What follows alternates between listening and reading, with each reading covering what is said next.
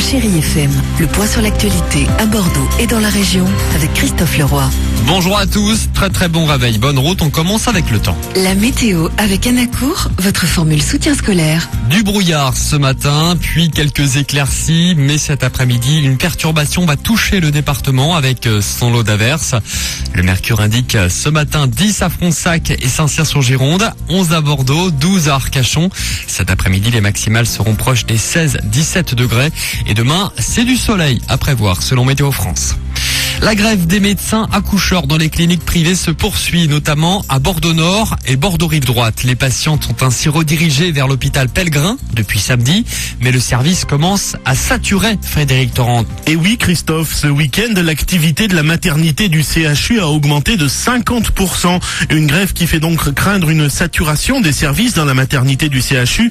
La direction des hôpitaux de Bordeaux a d'ailleurs demandé que des mesures de réquisition soient prises pour faire face à l'augmentation de l'activité de la salle d'accouchement.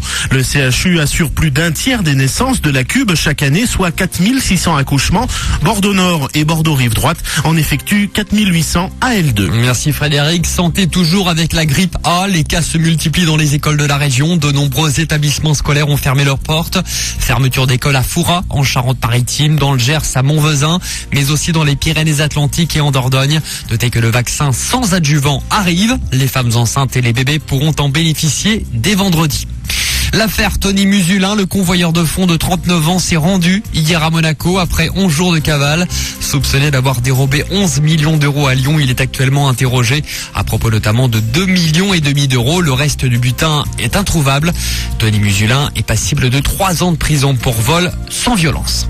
Du water-polo, ce soir à la piscine judaïque de Bordeaux, l'équipe de France affronte le champion d'Europe en titre, le Monténégro, pour son premier match de Ligue mondiale.